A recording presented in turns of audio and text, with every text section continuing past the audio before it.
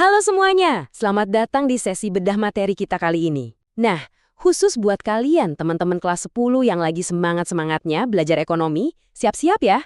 Hari ini kita nggak bakal cuma ngapal teori ngebosenin dari buku teks. Enggak, kita bakal ikut tur eksklusif, bener-bener ngintip ke balik layar jalannya ekonomi Indonesia. Coba deh, kalian pernah nggak sih berhenti bentar dan ngebayangin siapa sih sebenarnya dalang yang ngatur kelancaran ekonomi negara kita setiap detiknya? So, mari kita bahas lebih dalam dan ungkap rahasia sang arsitek uang kita. Pertanyaan sederhana nih buat kalian semua. Hari ini, waktu kalian jajan bakso di kantin sekolah, kalian bayarnya pakai apaan? Pakai uang tunai lembaran kertas? Atau mending satset tinggal scan QR dari HP? Apapun cara bayarnya, pernah kepikiran nggak sih siapa yang sebenarnya narik tali kendali di balik uang-uang itu? Siapa coba yang mastiin kalau selembar kertas lecek di dompetmu atau deretan angka digital di layar handphonemu itu bener-bener punya nilai yang sah buat ditukar sama semangkuk bakso? Jawabannya ada di balik gedung megah yang satu ini. Ya, Bank Indonesia. Tapi tunggu dulu. Ini tuh bukan bank biasa tempat kalian buka rekening buat nyimpen uang jajan ya. Sama sekali beda. BI ini bisa dibilang otak atau arsitek utama dari kota ekonomi kita. Bank Indonesia adalah bank sentral negara kita, pemegang hak tunggal buat ngedarin uang, dan pastinya penjaga gawang utama dari mata uang kebanggaan kita, yaitu rupiah. Nah, ada satu fakta menarik banget soal status yang dimiliki oleh Bank Indonesia ini. Sesuai undang-undang, BI itu beroperasi secara independen. Maksudnya gimana? Artinya gini, sebagai lembaga negara, BI itu benar-benar bebas dari campur tangan pemerintah atau pihak manapun. Mereka punya kebebasan penuh buat ngambil keputusan-keputusan super krusial dengan tenang. Gak cuma itu, BI juga bertindak sebagai lender of last resort. Gampangnya, mereka ini bank dari segala bank. Kalau ada bank umum yang lagi seret, lagi kesulitan, butuh dana darurat banget, nah ke BI lah mereka datang minta tolong. Terus, buat nyampai tujuan utamanya, yaitu memelihara dan menjaga kestabilan nilai rupiah, sang arsitek kita ini ditopang oleh 3 pilar utama. Coba deh bayangin sebuah bangunan kuno yang super kokoh. Kalau sampai salah satu aja dari pilar ini retak atau goyah, wah, nilai uang jajan di saku kalian juga bisa ikut anjlok loh. Jadi, apa aja sih tugas dari pilar-pilar ini?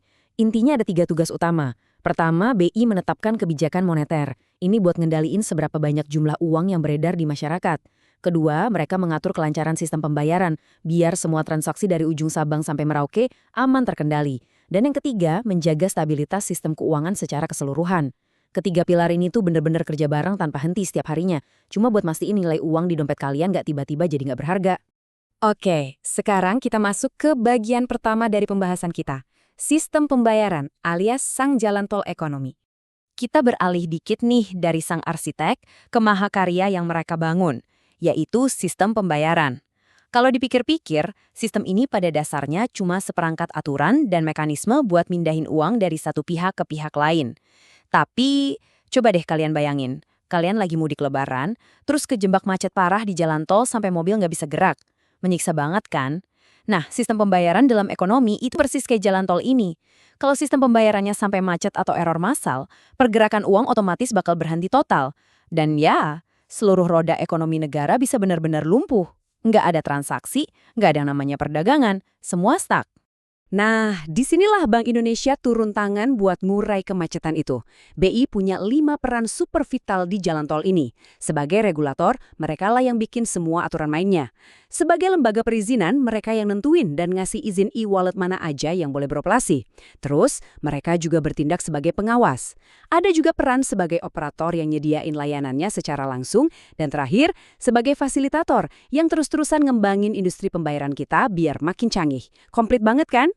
Mari kita lihat gimana sih penerapan jalan tol pembayaran ini di kehidupan nyata. Sama kayak jalan tol beneran, BI ngebagi sistem ini jadi 2 jalur utama. Ada jalur bernilai besar atau high value, dan ada juga jalur bernilai kecil alias retail value. Jalur yang raksasa ini emang khusus buat transaksi antar bank atau perusahaan besar yang nilainya bisa sampai miliaran. Sementara itu, jalur retail, nah ini jalur santai yang sering banget kita pakai buat transaksi sehari-hari. Kayak pas kalian belanja online atau sekedar transfer uang patungan ke temen. Biar makin kebayang, yuk kita bandingin. Sistem bernilai besar ini namanya BIRTGS atau Real Time Gross Settlement. Bayangin, RTGS ini kayak truk kargo raksasa berkecepatan super tinggi yang bisa mindahin dana miliaran secara real time. Detik itu dikirim, detik itu juga sampai. Di sisi lain, buat transaksi bernilai kecil, BI punya yang namanya SKNBI atau Sistem Clearing Nasional. Kalau ini sih lebih mirip angkot atau mobil angkutan umum.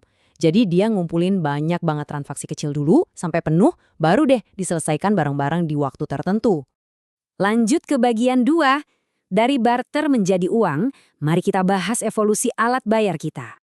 Tadi kita udah bahas jalan tol tempat uang mengalir. Sekarang, gimana dengan kendaraan yang ngelewatin jalan tol itu? Yaitu alat pembayaran kita sendiri. Coba kalian bayangin situasi ini. Kamu seorang nelayan, lapar banget pengen makan roti gandum. Kamu bawa deh ikan hasil tangkapanmu ke petani gandum. Ternyata petaninya lagi nggak pengen makan ikan. Frustrasi banget kan? Sistem barter di zaman prasejarah tuh emang ribet banget, karena kita nggak punya satu standar nilai yang sama. Dan gara-gara tingkat frustrasi yang udah memuncak inilah, manusia zaman dulu akhirnya muter otak, sampai berhasil nyiptain sesuatu yang brilian banget, yang kita sebut uang. Sejak saat itu, perjalanannya panjang banget. Dari sistem barter yang ngerepotin setengah mati, kita berevolusi pakai uang barang. Contohnya kayak kerang atau kulit binatang. Tapi karena kerang gampang pecah, kita pindah lagi nih ke uang logam kayak emas dan perak yang disebut full-bodied money. Terus, ya karena bawa sekarung emas kemana-mana itu berat dan nggak masuk akal, kita beralih lagi ke uang kertas yang murni didasarin pada rasa kepercayaan. Dan sekarang, boom, kita udah masuk di era modern, era uang elektronik, di mana kita cuma perlu tap kartu atau sekedar scan dari ponsel pintar kita. Bener-bener praktis. Di zaman now, dunia itu ibaratnya kebagi dua. Antara pembayaran tunai alias uang kartal pakai kertas dan logam, dan pembayaran non-tunai kayak uang giral dan e-money. Uang tunai emang masih penting banget buat kita. Tapi asal kalian tahu, Bank Indonesia sadar betul kalau nyetak, ngedarin, dan ngelola uang fisik itu biayanya super mahal. Belum lagi risiko pencuriannya tinggi. Makanya sekarang ini BI lagi gencar-gencarnya mendorong kita buat menuju less cash society. Sebuah masyarakat yang bertransaksi lebih aman, cepat, dan efisien berkat teknologi digital. Tapi, mari kita kasih sedikit waktu buat mengapresiasi uang fisik kita. Karena tahukah kalian, siklus hidup selembar uang rupiah itu unik banget. Semuanya berawal dari BI yang teliti ngerencanain jumlahnya, habis itu dicetak, dan diedarkan ke seluruh pelosok negeri, sampai ke warung-warung kecil. Nah, kalau nanti uang itu udah mulai kucel, lusuh, atau robek, BI bakal narik lagi uang tersebut dari peredaran buat dimusnahkan secara resmi dan diganti sama lembaran yang baru. Jadi uang fisik itu emang punya siklus kehidupannya sendiri, layaknya makhluk hidup. Dan satu lagi fakta keren yang wajib kalian tahu, Bank Indonesia itu nggak cuma sekedar ngeprint gambar di atas kertas kosong. Nggak segampang itu. Mereka nyematin berbagai teknologi pengaman yang super canggih buat mencegah pemalsuan. Pernah dengar rumus 3D? Dilihat, diraba, diterawang. Mulai dari tinta khusus yang warnanya bisa berubah-ubah alias OVI, terus cetak pelangi yang detail banget, sampai tanda air rahasia yang tersembunyi rapi di dalam serat kertasnya. Yuk, kita buktiin langsung.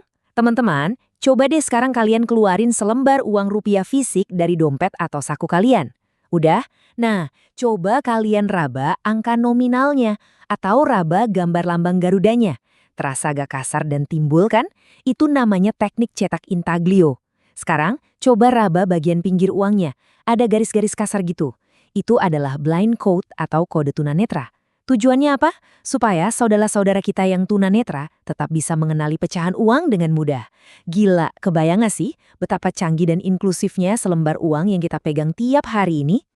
Jadi dari awal sampai akhir sesi ini, kita udah sama-sama lihat gimana Bank Indonesia bekerja keras sebagai sang arsitek yang terus ngerawat stabilitas rupiah dan ngebangun jalan tol pembayaran buat kita. Dari zaman barter yang ribet sampai era digital yang serba instan saat ini, evolusi uang emang nggak pernah ada matinya. Nah, buat nutup sesi bedah materi yang luar biasa hari ini, saya pengen ninggalin kalian sama satu pertanyaan yang cukup menantang. Melihat betapa cepatnya kita sekarang beralih pakai e-wallet dan QRIS di mana-mana, menurut kalian nih, dalam 10 atau 20 tahun ke depan, apakah uang kertas bakalan bener-bener lenyap jadi sejarah manusia? Coba pikirin baik-baik ya teman-teman, teruslah belajar, dan sampai jumpa di sesi penjelajahan kita yang berikutnya.